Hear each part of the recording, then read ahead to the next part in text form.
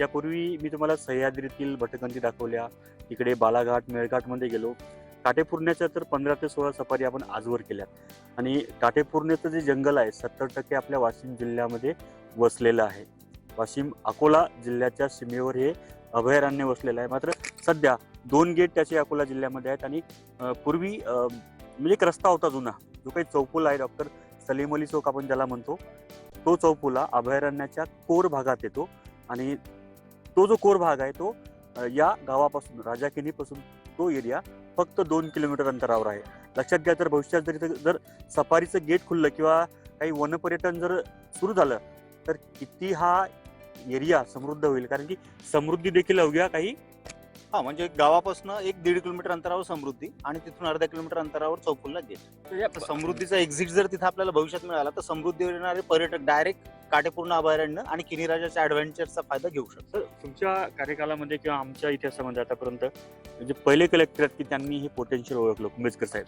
हो, म्हणजे मी तर त्यांचे मनापासून आभार व्यक्त करेल की त्यांनी या सगळ्या स्पॉटला 2.5 तास फिरून, जसे आज आपण पायदळ फिरत आलो तशा प्रत्येक स्पॉटला भेट दिली आणि आयडेंटिफाय केले. आणि सरांचं हे वाक्य होतं की किनीराजामध्ये खूप पोटेन्शियल आहे. आणि सरांचं असं म्हणणं आहे की हे फक्त किनीराजाचा मुद्दा नाहीये, तर पूर्ण जिल्हा आणि राज्याच्या पर्यटनासाठी एक प्रातिनिधिक गाव आहे. समजा इथं त्यांनी प्रयोग केल्यानंतर वाशिम जिल्ह्यातील इतरही काही लोकेशन्स असतील तिथे ही विकास प्रक्रिया राबवली जाणार आहे.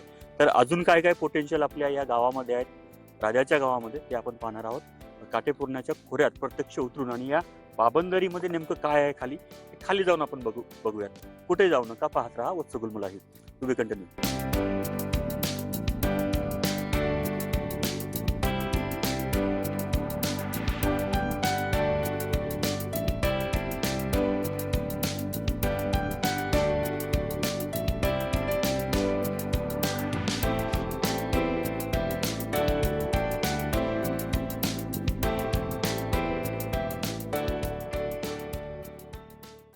आज वाशिम जिल्ह्याला स्वतःचं असं ठळक पर्यटन स्थळ नाही. जरी काटेपूर्ण अभयारण्याचा सुमारे 70% भाग वाशिम जिल्ह्यात येत असला तरी अभयारण्याचं संचालन सध्या अकोला जिल्ह्यातून केलं जातं. आज जंगल सफारी अकोला जिल्ह्यातील कासमार आणि फेट्रा गेट येथून सुरू होते, परंतु या जंगलाचा कोर भाग वाशिम जिल्ह्याच्या सीमेत आहे. सध्या सफारीचा शेवटचा टप्पा चौफुला अर्थात डॉक्टर सलीम अली चौक हा वाशिम जिल्ह्यात येतो. याच परिसरात पांडवलेणी, कळबाची खिंड, घारीचा आसोडा असे अनेक ऐतिहासिक व नैसर्गिक ठिकाणे आहेत. चौफुल्यापासून वाशिम शहराचं अंतर फक्त 25 किलोमीटर, तर किन्हीराजा गाव अवघ्या 2 किलोमीटरवर. जर समृद्धी महामार्गाच्या ब्रिज पुढे वाशिम जिल्ह्यात नवं सफारी गेट उभारण्यात आलं तर काटेपूर्ण अभयारण्यातील पर्यटन संधी अनेक पटींनी वाढू शकतात. चौफुला ते समृद्धी गेट या अवघ्या 2 किलोमीटरच्या सफारी मार्गात आणखी काही पॉइंट्स विकसित करता येऊ शकतात, कारण या भागात घनदाट जंगल, खोल दऱ्या आणि घाट रस्ते पर्यटकांना थक्क करून टाकतील. तर किनीराजा गावाच्या अगदी समोरून थोडीशी एक पांदणवाट लागते. पांदणवाट म्हटल्यापेक्षा एक हमरस्ताच आहे तो शेताचा.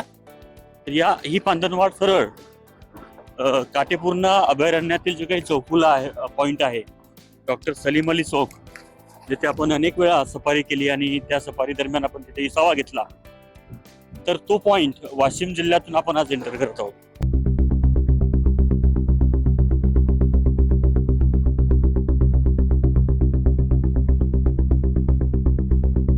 किन्हीराजा गावापासून साधारणतः आपण 1 ते 1.5 किलोमीटर आलेलो आहोत आणि समृद्धी जो काही हवे आहे या हवेच्या पल्ल्याड काटेपूर्ण अभयारण्यातून पाहू शकता. मात्र अभयारण्याची हद थोडीशी अजून पुढून समोर चालू होते.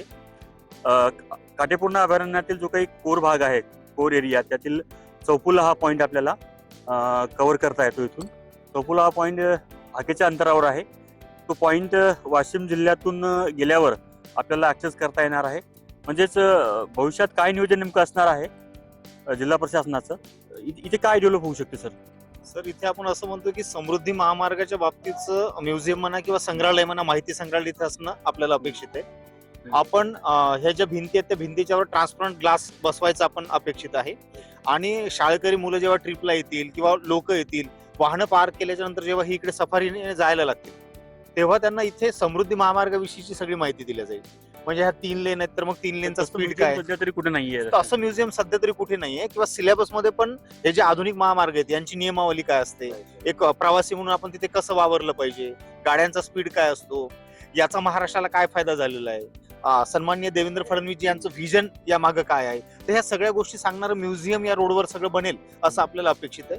तर शाळकरीमुळे वाहनं पार्क केल्याच्या नंतर अभयारण्याला जेव्हा सुरुवात करतील तर त्या सुरुवातीच्या पूर्वी समृद्धी महामार्ग इथे समजून घेतील आणि मग ते अभयारण्याच्या दिशेने जातील असं आपल्याला यामध्ये अपेक्षित आहे. ओके, म्हणजे आता एंट्री गेट आपलं इथं सुरू होऊ आपण शकते. असं म्हणतो की एंट्री गेट इथे असावं, हम्म. वाहनतळ इथे असावं हम्म. आणि इथून त्या सफारीने मग पुढे पर्यटनासाठी म्हणजे- आतमध्ये जात म्हणजे जो काही अभयारण्याचा दक्षिण भाग किंवा पश्चिम भाग म्हणता येईल, पश्चिम दक्षिण, तो भाग आपल्याला इथून कव्हर करता येईल किंवा मग जलाशयाच्या तिकडचा देखील भाग कव्हर करता येईल. मात्र भविष्यात जर इथे सफारी गेट सुरू झालं आणि तशी मागणी अनेक दिवसापासून काही वाशिम जिल्ह्यातील पर्यावरणप्रेमी आहेत, वत्सगुल्म बायोडायव्हर्सिटी नावाची संस्था आहे, त्यांनी देखील प्रयत्न केलेले आहेत.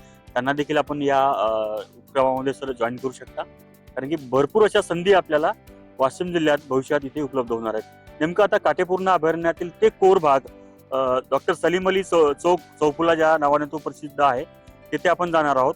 वाशिम जिल्ह्यातून एंटर होताना तो चौफुला कसा दिसतो 26 किलोमीटर अंतरावर आहोत वाशिम जिल्ह्याच्या. शहरापासून. येस, म्हणजे वाशिमचा जो आपला अकोला नाका आहे तिथून आपण 26 किलोमीटर आहोत आणि पुढे 1 किलोमीटर आपण अभयारण्यात आणि जर तिकडे यायचं असलं तर अकोला, वाशिम, शेलू बाजार, वनोजा, तांदळी आहोत. आणि तो किमान काटेपूर. 45 किलोमीटर 45 ते 50 50 किलोमीटर. किलोमीटर आणि त्यासाठी आपल्याला अकोला जिल्ह्यात शिरावं लागतं. Yes. इथनं आपल्याला वाशिम किनीराजापासून ही सगळी गावं 15 ते 20 किलोमीटरच्या अंतरावर आहेत. चला तर मग जाऊयात काटेपूर्णा अभयारण्याच्या अगदी कोर भागामध्ये, जे वाशिम जिल्ह्याच्या हद्दीमध्ये येतं.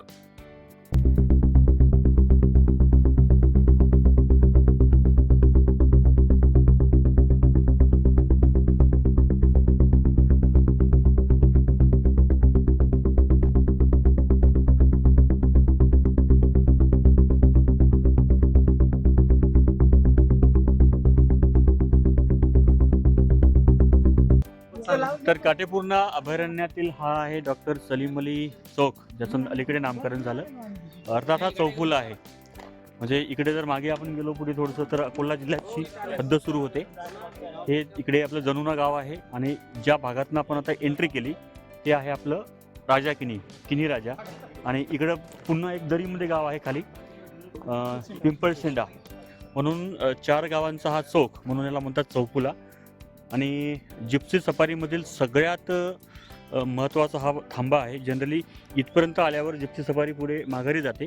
मात्र वाशिम जिल्ह्यात जर भविष्यात हे गेट असलं पुढे तिथे, तर जिप्सी आपल्याला अजून पुढे त्या समृद्धीच्या त्या टेकवरपर्यंत नेता येईल. आणि जे काही खालचा विहंगमय नजारा आहे तो देखील पर्यटकांना पाहता येईल. म्हणजे जिप्सीचं जे काही एकंदरीत 35 किलोमीटरचं जे काही क्षेत्र आहे ते वाढून अजून त्याच्यामध्ये वाढ होईल आणि पर्यटकांची वाढ इथे होईल. कारण की समृद्धीचं गेट तिथे समृद्धी हवे असल्यामुळे भविष्यात जर शासनाने ठरवलं तर तिथे एखादा बायपास किंवा एक इंटरचेंज म्हणा किंवा एक्झिट म्हणा देखील होऊ शकतो आणि मुंबई नागपूर येणारे जे पर्यटक आहेत ते थेट या अभयारण्यामध्ये एंटर होऊ शकतात. तर आता पांडव लेणीबद्दल आपण बोललो होतो. यापूर्वी देखील ती पांडव लेणी आम्ही पाहिली होती. मात्र जी ओरिजिनल आहे, मूळ आहे, ती आज पांडव लेणी आपण पाहणार आहोत, ज्याचा इतिहास किनीराजा या गावाशी जोडलेला आहे. चला तर मग आता आपण दाखल होऊयात काटेपूर्णेच्या त्या कोर भागामध्ये.